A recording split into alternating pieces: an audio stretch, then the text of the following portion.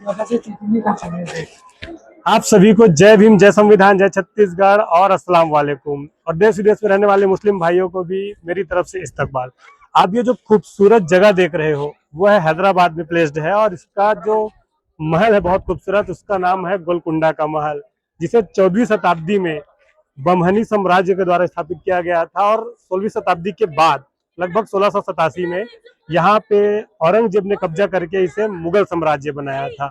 हाँ, तो ये काकतीय वंश का महल, लेकिन आप इसकी जब खूबसूरती देखेंगे और आप जब देखेंगे इसको, इसका नज़ारा आपको मुस्लिम साम्राज्य से मिलता जुलता, या ये कहना चाहिए कि मुस्लिम साम्राज्य कहीं मिलेगा।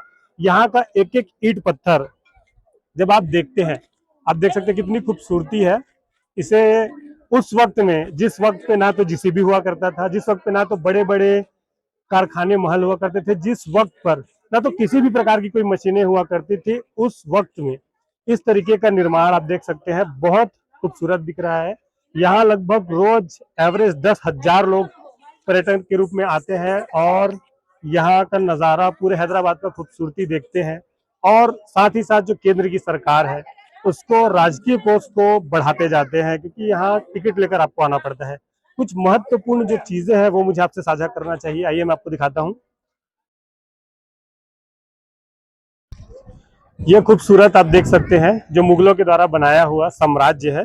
साथियों, जब ये वीडियो डलेगी इंस्टाग्राम पे, मुझे पता है कि बीजेपी के अंधभक्त और धर्म से जुड़े लोग मेरा विरोध करेंगे, लेकिन आप समझिए कि इस देश में हमने, अर्थात हिंदू भाइयों ने, इतना कुछ बनाया कि जब बरसात आता है, आंधी तूफान आता है, तो वो पूरा का पूरा मंदिर या हमारी जो बनावट है वो सब ढह जाती है। अर्थात कहने का तात्पर्य ये है, ये उस वक्त निर्माण किया गया था जब हमारे पास कोई साधन संसाधन, मशीनें नहीं थी। इतना मजबूत किला कि आंधी हो, तूफान हो या बड़े से बड़ा भूकंप हो, यहाँ का एक रंग तक नहीं उखड़ा है अभी तक।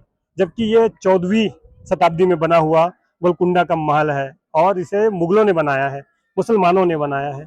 आज तक इसकी एक ईंट तक नहीं हिली है, ना रंग तक नहीं हिला है। और मैं अगर अपनी बात रख दूं, तो जो हमारे देश में धार्मिक लोग हैं, या मैं ये कहूँ कि एक पार्टी के जो विचारधारा के लोग हैं, धार्मिक उन्माद फैलाने वाले लोग हैं, वो मुझ पर चढ़ाई कर देंगे या नाप शनाप लिखना शुरू कर देंगे, लेकिन ये सच्चाई है।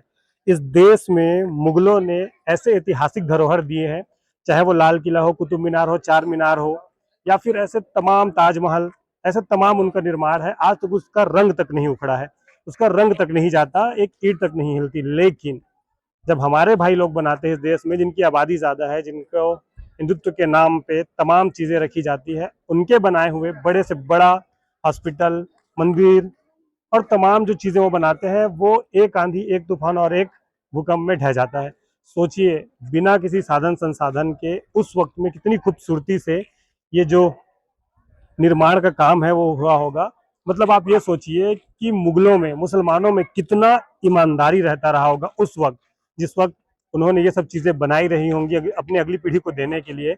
और आज वही जो हमारे शासक हैं, जो देश के शासक मूल हैं, जो बैठे हैं सत्ता में, वो जो चीज़ें बनाते हैं वो साल डेढ़ साल में कभी उसमें पानी टपकने लग जाता है, तो कभी वो ढह जाता है और करप्शन का शिकार चढ़ जाता है।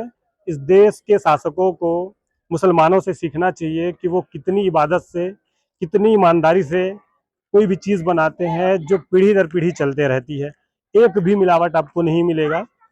ये आज जो देख रहे हैं हम लोग, हैदराबाद में पूरी जो सल्तनत है मुगलों की, काफ़ी खूबसूरत और काफ़ी बेजोड़ है, जिसका किसी भी प्रकार से आप ना नुक्स नहीं निकाल सकते। लेकिन वही हमारे जो शासक है वो तमाम चीज़ें पिछले साल बनाते हैं और आज की डेट में चाहे पुल हो, मंदिर हो या कारखाना हो या हॉस्पिटल हो, ढह जाते हैं। मतलब ये कि इस देश में मुसलमानों ने इतना कुछ दिया इस देश की धरोहर को, जिसकी आय राजकीय कोष को बढ़ाती है, राष्ट्रीय कोष को बढ़ाती है। मतलब ये कि मुसलमान इस देश का एक सच्चा नागरिक है। मैं कहने का तात्पर्य यही है साथियों कि इस देश को मुसलमानों ने बहुत कुछ दिया है। आप जब जाएंगे दिल्ली के इंडिया गेट पे, तो 92,000 लोग वहाँ पे अंकित है जिन्होंने इस देश की स्वतंत्रता के लिए लड़ा, जिसमें 62,000 सिपाही आपको मुसलमान मिलेंगे। और बहुत सारे लोग जो है, और भी लोग थे उस समय स्वतंत्रता सेनानी, वो लोग मिलेंगे। लेकिन मुसलमानों के प्रति जो इस देश में नफरत फैलाया जा रहा है, उसके बारे में आप लोगों को सोचना चाहिए। ये हैदराबाद सिटी है, हैदराबाद में काफ़ी कुछ आपको देखने को मिलेगा, और पूरे देश में, सिर्फ हैदराबाद की बात नहीं है, जितने भी आपको किले मिलेंगे, गढ़ मिलेंगे, कहीं ना कहीं मुसलमानों का बनाया हुआ मिलेगा और बहुत मजबूत बनाया हुआ मिलेगा। तो आप लोग जो आप लोगों को भड़का रहे हैं लगातार, जो हमारी पार्टी केंद्र में स्थापित है, वो मुसलमानों के प्रति जो द्वंद्व, क्रोध, द्वेष दिखाती है, उससे बचिए। और इस देश को इतना कुछ धरोहर देने वाले मुसलमानों के ईमानदारी को समझिए, उनके डेडिकेशन को समझिए और उनसे भाईचारा स्थापित कीजिए। वो भी इस देश के नागरिक है और उन्होंने जितना कुछ किया इस देश के लिए, शायद ही किसी अन्य धरोहर की इतनी मजबूत हुआ होगा, या इतना राजकीय को उसको बढ़ावा देता होगा, या इतना कुछ देता होगा जितना उन्होंने दिया। तो आप लोग समझिए मैं क्या कहना चाह रहा हूँ।